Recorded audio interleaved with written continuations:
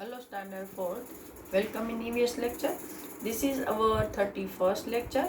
In previous lecture we have learnt a story of three sisters which are living in Bombay and how they suffer to get training of kabaddi, right? Now today we are going to learn some more this type of incidents.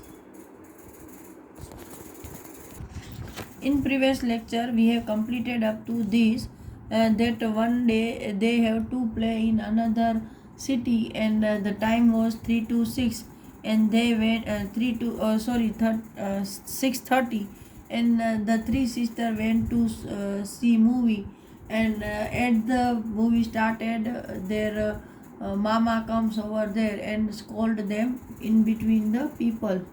मतलब कि भाई वहाँ पर उनको दूसरी जगह जाना था तो वहाँ पर 6:30 बजे उनका मैच था, लेकिन ये लोग 3 से 6 के शो में पिक्चर देखने चले गए और मामा को जब पता चला तो उनको बहुत गुस्सा आया और वो उनको ढूंढते हुए वहाँ पर आए और सबके बीच में उसको बहुत ज़ोर से डांट दिया। यहाँ तक हमने किया था। Now over here the sisters had to face many difficulties because of kabaddi, but that did not reduce their fun. क्या कि इन बहनों को बहुत सारी दिक्कतें का सामना करना पड़ा कबड्डी के लिए, लेकिन उससे उसका कोई जो फन था, उसको जो मज़ा आ रहा था वो तो कम नहीं हुआ। Heera the youngest sister become a kabaddi coach. She wish that children like you should enjoy and play many games, especially kabaddi. अभी उसमें हीरा नाम की जो बहन है वो सबसे छोटी है, तो वो कबड्डी की कोच बन गई है और उसकी ऐसी इच्छा है कि बच्चे जो इनके तरह है, मतलब ये लिखने वाले शायद कोई छोटा बच्चा हो सकता है कि वो कबड्डी आपके जैसे छोटे बच्चे या आपको भी बता रहे हों, क्योंकि आपके क्लास में आ रहा है ये लेक्चर, तो आपके जैसे बच्चे हैं वो कबड्डी और उसके जैसे दूसरे खेल एंजॉय करें और उसको खेलें. Now have you learn any game from a coach and which one. भाई आपने कोई ऐसी गेम है जो कोच से सीखी हो तो वो कौन सी है. तो मोस्टली तो ऐसी बहुत सारी गेम हैं जो कोच हमें सिखाते हैं, जैसे कि आप स्कूल में आते हो तो चेस जो आपके सर सिखाते हैं, फिर फील्ड में क्रिकेट है, वो छोटे बच्चे हैं वो यहाँ पर बाल भवन में जाके कोच से सीखते हैं, है ना, क्रिकेट और ये सब चीज़ें हैं, वॉलीबॉल, स्केटिंग, तो ये सारी चीज़ें हैं जो कोच सिखाते हैं. Do you know of anyone who has learned any game from a coach. आप ऐसे किसी के बारे में जानते हो जिसने कोई गेम कोच से सीखी हो. तो ऐसा भाई मुझे तो नहीं पता है, आई डोंट नो. आपको अगर पता है तो आप बोल सकते हो. Now how does a coach teach. How does a coach make a player practice. How hard do you think the player have to work. कि भाई वो कोच कैसे सिखाते हैं और वो कैसे प्लेयर को प्रैक्टिस करवाते हैं और उसकी प्रैक्टिस जो कैसे हार्ड होती है, उसको क्या क्या काम करना पड़ता है. तो हमने पिक्चर में और ऐसे देखा है कि उसके जो कोच या गुरु होते हैं वो उससे बहुत टफ काम करवाते हैं, उसको बहुत मेहनत करवाते हैं, भगाते हैं, है ना, ऐसे बहुत सारे एक्सरसाइज कराते हैं जो कि इंसान थक जाता है, रोने लगता है, लेकिन कोच उसको बेटर बनाने की कोशिश करते हैं. Have you ever thought of making a club for your favourite game. कि भाई अब तक आपने कभी अपनी फेवरेट गेम के लिए एक कोई क्लब बनाने की सोची है कि जिसमें आप सब मिलकर खेल सको. तो अब तक तो शायद आपने ऐसा कुछ भी नहीं सोचा होगा. Imagine that there are 15 children to play kho खो.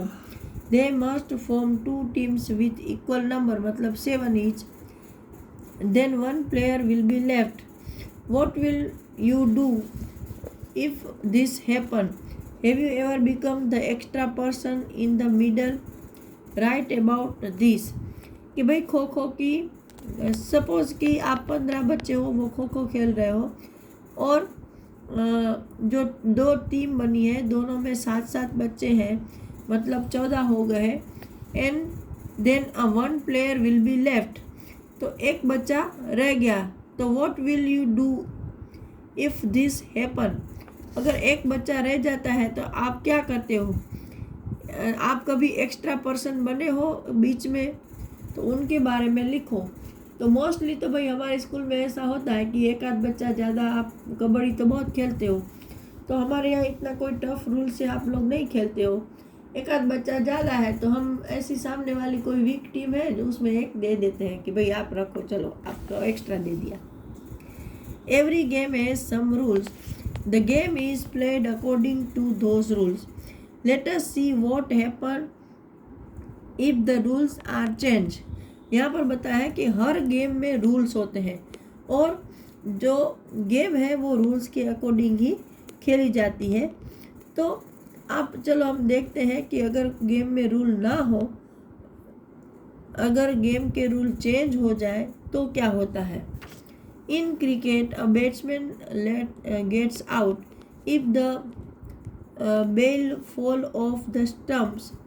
Imagine if there is a rule that the entire team will be out. If all the 3 stumps fall, what it be fun? यहाँ पर बताया कि क्रिकेट में जब बैट्समैन आउट होता है तो ये जो बेल है वो फॉल ऑफ द स्टम्प, मतलब उसको स्टम्प पर से ऐसे गिरा देते हैं। तो आप सोचो कि ऐसा रूल होता कि सारी टीम उसके साथ आउट हो जाती तो क्या होता। Try and play the game with this rule, similarly make some rules for other games and play. तो ऐसे रूल के साथ आप खेलने की कोशिश करो और कुछ और भी रूल्स बनाओ और game Khelo.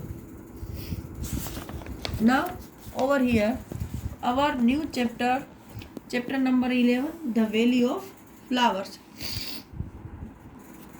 In the hill of Uttaranchal, there is a place where there are flowers everywhere. This place is called the Valley of Flowers. In some places, one sees red flower blooming on bushes, while in the other one feels white flowers peeping out between the stones.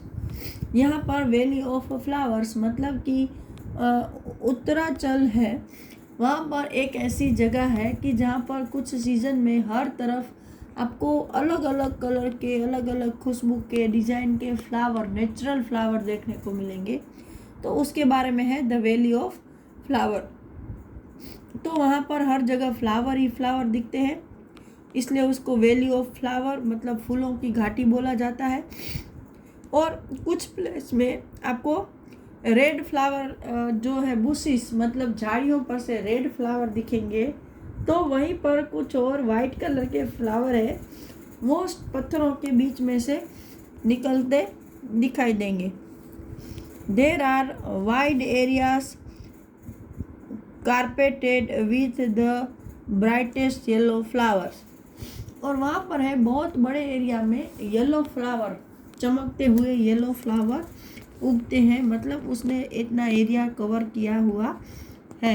And suddenly elsewhere blue flower shining like tiny star between the grass, और अचानक ही कहीं और आपको grass में से blue flower ऐसे चमकते हुए दिखते हैं जो कि चमकते हुए तारों जैसे दिखते हैं।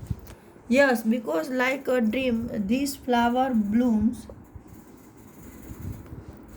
Only for a few week in the year.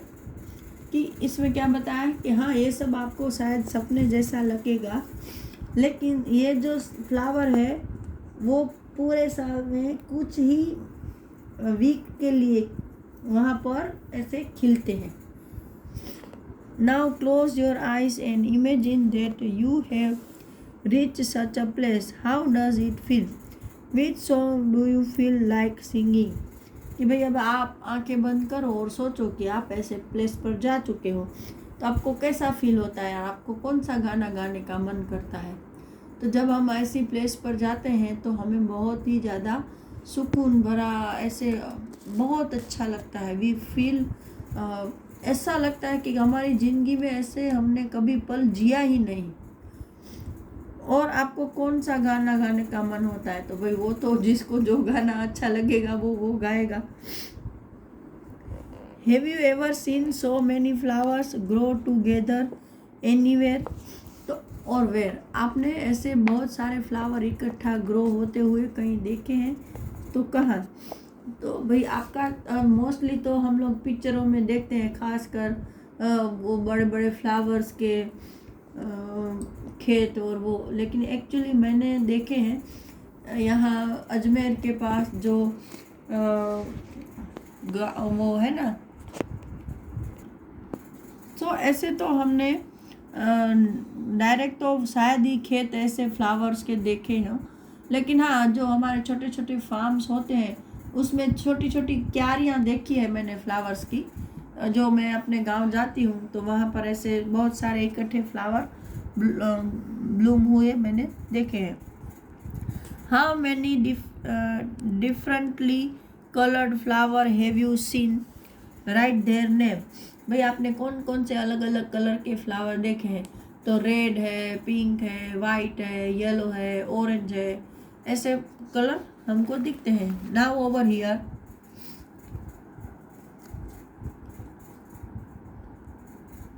Now you were just left counting वेरेंट you?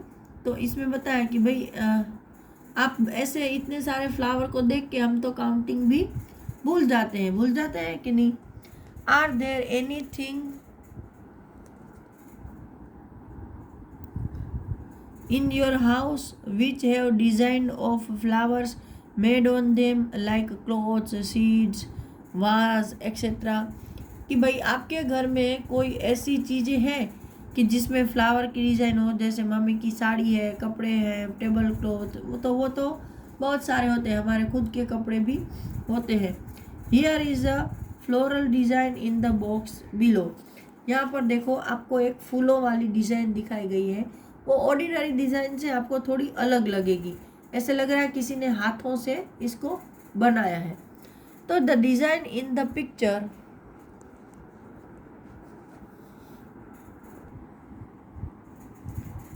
The design in the picture is called Madhubani. It is a very old form of folk art. मतलब कि यहाँ बताया है कि ये जो आपको design दिख रही है वो एक आर्ट है, मतलब फोक मतलब लोगों की, गांव की आर्ट है कि जिसको मधुबनी बोलते हैं, और वो बहुत ही पुरानी फोक आर्ट है। Do you know why it is called Madhubani? There is a district in Bihar called Madhubani. Here during festivals and happy occasions, the walls of the houses and their courtyards are painted with such a pictures. यहाँ पर क्या बता है कि आपको पता है कि इसको मधुबनी क्यों बुलाते हैं? तो मधुबनी है वो बिहार का एक डिस्ट्रिक्ट है, और वहाँ पर त्योहारों के दरमियान और जब कुछ खुशी का ओकेजन होता है तो लोग घर की दीवारों पर और उसके आंगन में ऐसी पेंटिंग बनाते हैं। These painting are made out of paste of powdered rice in which colour has been mixed. ये क्या बता रहे हैं कि भाई ये जो पेंटिंग है वो जो चावल होते हैं उसके पाउडर की पेस्ट में कलर मिलाकर फिर उसको कलर किया जाता है। ऐसे the colours are used in Madhubani painting are very special too. कि भाई मधुबनी की पेंटिंग में जो कलर यूज़ होते हैं वो भी बहुत स्पेशल होते हैं। टू मेक देम इंडिगो मतलब नील, टर्मरिक मतलब हल्दी, colour from flowers and trees etcetera are used. यहाँ पर क्या बताया है कि भाई इसमें ये जो कलर बनाए जाते हैं उसको बनाने के लिए ये लोग इंडिगो मतलब जिसको हम कपड़े को ब्लू कलर करती है ना, मम्मी को पता होगा, जिसको हम नील बोलते हैं, गरी, तो उस नील का फिर टर्मरिक मतलब हल्दी का, और फूलों और पेड़ों में से जहाँ पर से कलर मिलता है, उसकी पत्तियों में से, फूलों से, पेड़ों की छाल में से, तो इन सब से वो कलर बनाए जाते हैं।